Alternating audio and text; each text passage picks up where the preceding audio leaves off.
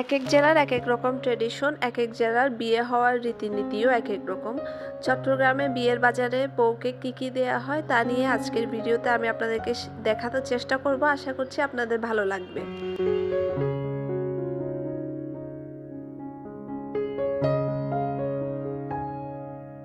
আসসালামু আলাইকুম, আমি আয়েশা স্বাগতম জানাচ্ছি নতুন আরও একটি ভিডিওতে। আশা করছি সকলে ভালো আছেন, আমরাও আলহামদুলিল্লাহ ভালো আছি।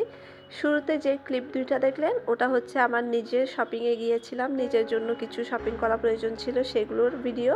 আর এখন যেটা দেখাচ্ছি সেটা হচ্ছে চট্টগ্রামের নিউ মার্কেট এরিয়াতে আমরা বিয়ের বাজার করতে এসেছি। আমার একটা ছোট বোনের বিয়ের বাজার, তো তার জন্য এখানে আমরা প্রথমে বিয়ের যে মেইন শাড়িটা কনের সেটা দেখছিলাম।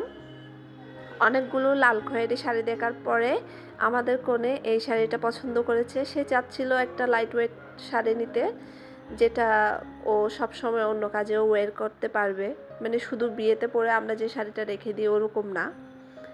এরপরে এখানে আর এটা ওর মেহেদির শাড়ি আমরা এদিকে বসে বসে চুজ করছিলাম কোনটা নিব। পরে ওটাই চয়েস করলাম, একটা কাঞ্জিবরম শাড়ি, বেশ সুন্দর হয়েছে শাড়িগুলো।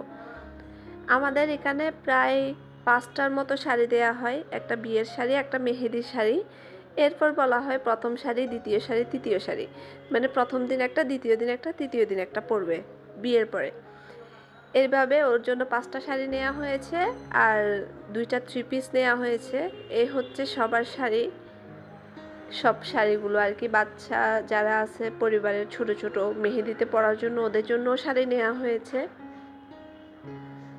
তারপর এখানে হচ্ছে ওর ননদের জন্য একটা লেহেঙ্গা চাচ্ছিল বিয়ের জন্য। ওকে যদিও লেহেঙ্গা নিতে বলা হয়েছে, বাট ও সেটা পছন্দ করেনি, ও শাড়ি নিতে চাচ্ছিল।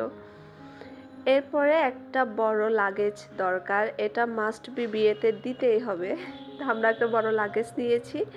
এরপরে আরও 2টা ছোট ব্যাগ দরকার, একটা হচ্ছে পার্স আর একটা নর্মাল একটা পার্টি ওয়্যার ব্যাগ।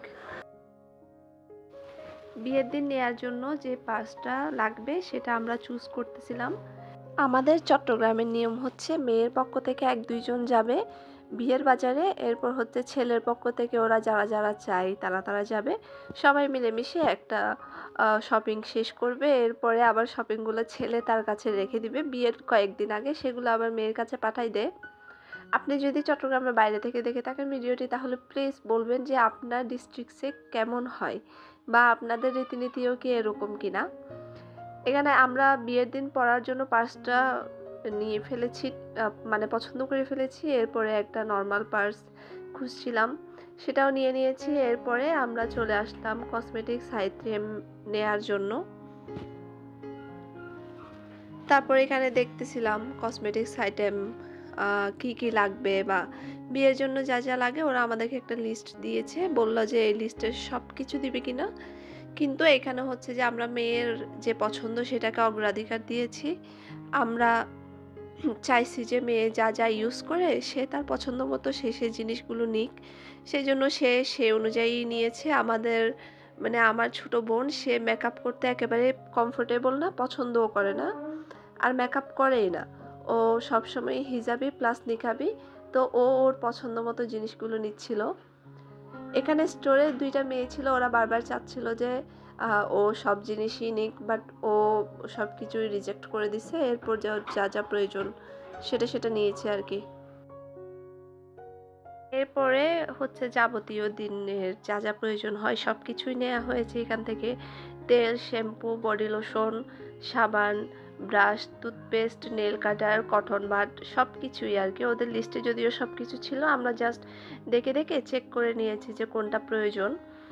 এরপরে আমরা চলে এসেছি জুয়েলারি নিতে। জুয়েলারি একটা বিগ পার্ট শপিংয়ের, শাড়ির সাথে জুয়েলারি ম্যাচ না হলে হয় না। আমরা বেশ অনেক দোকান ঘুরেছি রিয়াজউদ্দিন বাজারে, তারপর শেষমেশ এই দোকানটাতে এসেছি। এখানে এসে আমরা প্রথমে ডায়মন্ড কাটের যে জুয়েলারি ছিল সেগুলো দেখছিলাম, সেগুলো আমাদের পছন্দ অনুযায়ী একটাও হচ্ছিল না, যার কারণে আমরা পরে এই সেটটা নিয়েছি।